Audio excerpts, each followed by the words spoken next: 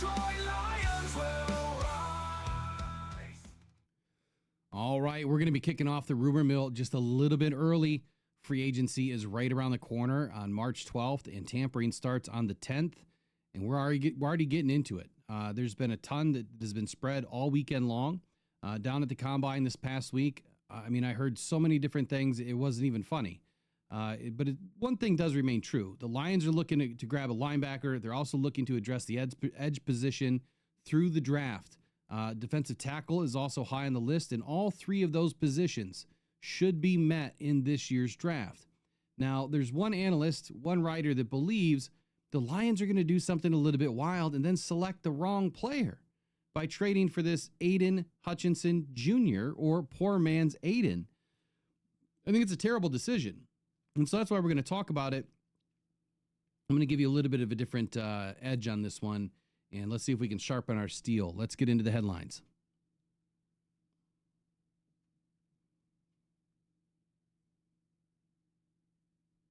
Okay, so Lions predicted to make an NFL draft day trade for the poor man's Aidan Hutchinson that they're calling Jack Sawyer. You know darn well this is burning up Jack right now, being an Ohio State University, former collegiate athlete for the Ohio State University, and Aidan, of course, coming from Michigan. So you know that's burning him up a little bit. But anyway, I wouldn't say that he's necessarily a poor man's Aidan anything.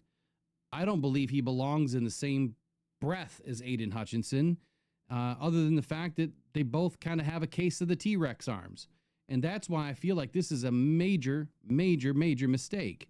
There's going to be some other players that are available to make this happen. Now, he goes on to say that the Lions have a real need for depth in their pass rushing group, and one analyst believes that they could find it through a draft day trade. Again, I'm going to address it line by line here. I don't think that this is an area for depth. This is an area to get a plug-and-play starter. And a poor man anything is not the answer. We need the rich man something, right? We need the guy that can come in and play and help this defense get over the hump. Now, last year we battled a lot of injury, right? And there was a lot of guys that got starts, got extra playing time. All of those players coming back, the ones that do, are going to be much better because of it, because of the experience they had last season. But Alex Ballantyne suggested, along with the other 32 teams, that predicting a Lions trade down to acquire more picks and land a player would probably be the best move. I agree that trading back is the right thing to do.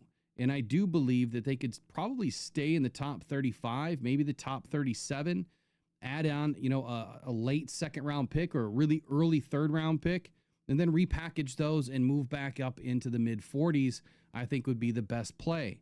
Now, it says that the Lions struggled to establish a consistent pass rush after Aidan suffered a season-ending leg fracture in October. That's actually untrue. The Lions had a really good pass rush at times, were one of the better pass rushing teams at times. The stats even said that. Now, sacks, they were mid-tier, along with Kansas City, along with the Philadelphia Eagles. They were all in that same 14 to 18 range in the NFL as far as where they settled for how many sacks they had on the season. So I disagree with that. They still were able to get pressure when they needed it. But sometimes, it's not about sacks, right? It's just not about always getting home that matters. Sometimes it's about creating the leverage and playing within the scheme that matters most. But let's focus on this article for a moment. The Lions land more picks, and they take the national champion edge rusher in Jack Sawyer. Now, in a mock draft, the Ballantyne predicted that the Lions would trade back out of the first round, sending number 28 along with pick 246 to the New England Patriots in exchange for number 38 and number 69. Now, this does make a lot of sense that the Patriots would be looking to do something here. I also believe another quarterback-hungry team is willing to trade up to 28 from inside pick 35 to find that Jalen Milroe, that Jackson Dart, or somebody else that is kind of risen up this weekend, if you will, during the combine process.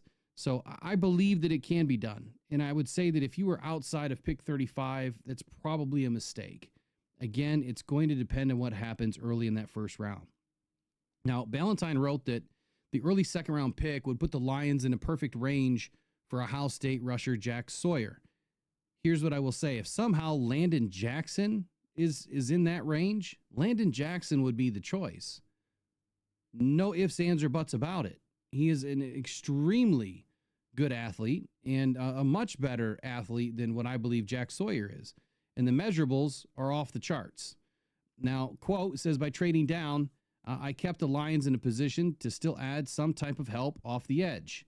That's exactly what Jack Sawyer would do for them. He looks like a poor man's version of Aidan Hutchinson, but Sawyer is the type of player the Lions look for each draft. Now, I do agree with that. He's tough, he's physical, and he has a high motor. Now, I would agree that he is a fit as far as culture, identity, the high motor, the athletic ability. I mean, he checks all those boxes. It's the arm length that I'm running away from here. His arms are way too short, and his wingspan is not helping him. Ballantyne added that Sawyer does have some deficiencies, lacking ideal quickness and bend for the position. Well, if you already are missing those two things and short arms, I mean, that's a huge no for me. A big time no. Now, pairing Sawyer up with Hutch, Pascal, and possibly Zadarius Smith gives the Lions plenty of options to generate some type of pass rush. Look, we haven't seen Aidan and Zadarius Smith together. And I think just those two alone is going to generate a ton of pass rush. And with Josh Pascal getting an opportunity last season to do more outs on the outside, I think that the Lions are in great shape from a depth perspective and starting perspective. But you still want to add that fourth guy in this draft at the end of the first, early in the second, midway through the second, that is going to carry this team through the future when Zadarius Smith is not here.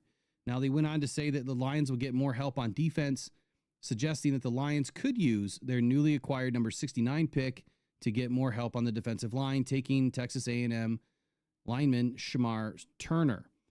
Quote, after the combine and pro days, I think that Turner will solidify himself as a top 75 pick.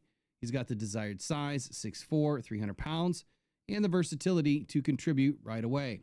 He plays well laterally and has the explosive first step if the Lions are looking for a Levi Onwuzurike replacement. Turner could be that guy for them. Now, the Lions have already seen other changes on their defensive line this offseason with the team hiring Casey Rogers as a new defensive line coach. Rogers has success with the Tampa Bay Bucks, with the team ranking in the top third of the league in sacks. Now, look, Dan Campbell, he's praised Rogers, right? He's gone out on a limb to say that we're going to have the best defensive coaching staff yet, and I believe that. But there's something categorically wrong with this take here on the trade back and taking a poor man, Aidan Hutchinson. I think that is the wrong individual. I think it is the wrong precedent to set. And I don't think that Brad Holmes is interested in taking anybody but the right football player. Let me give you a couple of names. I've done a lot of research, obviously, with these guys, a lot of tape. And the guys that make a ton of sense to me, especially at pick 28, top 35, top 38. And again, it's going to depend on what happens in this draft, but I am expecting that we're going to see at least 3 quarterbacks in the first round. Maybe a late mover and a 4th quarterback at the end of the first round is a possibility. I do believe that Shamar Stewart is going to be potentially available at pick 28. Nick Scorton, I don't believe will be. So if the Lions are not going to move up to grab a guy like Nick Scorton, the next most logical choice on this list is Landon Jackson and Shamar Stewart, both of whom I have projected as the next, the next edge rusher of the future. We're talking TJ Watt or, JJ Watt style of athletic ability, size, gifted size and agility, as well as Myles Garrett. I mean, those are my 2 comps. One for Shamar and the other one for Landon Jackson. And look, there's no secret that these guys have it. Shamar, a little bit raw, but I think with the right coaching staff and the right ability to develop, he's going to be just fine, even in year 1. You cannot hide that athletic ability along with that size. The other thing to look at here, too, is if the Lions did not move out of pick 28, Donovan Ezra-Cow and or Demetrius Knight attacking that linebacker position. That was the rumor of the weekend, is that the Lions might be looking to take a linebacker first in this draft if they stay at pick 28, expecting that a lot of the edge rushers are going to be gone. So let me know in the comments below. Obviously, everyone wants, their edge rusher or their defensive tackle of the future. You tell me, does it make sense to take another guy with short arms? Poor man Aidan's Hutchinson, I think is a terrible comparison to Aidan, to be honest with you. I think it's a slap in the face to Aidan. Or do you go for the proven commodity that has the size, maybe a little bit raw, but fits this team to a T? If we get Nick Scorton, great. But Landon Jackson, Shamar, either one of those three, I think is the edge rusher of the future for the Detroit Lions, and that makes the most sense to me. So let me know in the comments below. I appreciate you guys joining me here tonight. Hey, the window's open. We're back into Rumorville. I love it. Just a couple more weeks, and this team is going to be all brand new once again. We'll see you in the next one. Bye-bye. Detroit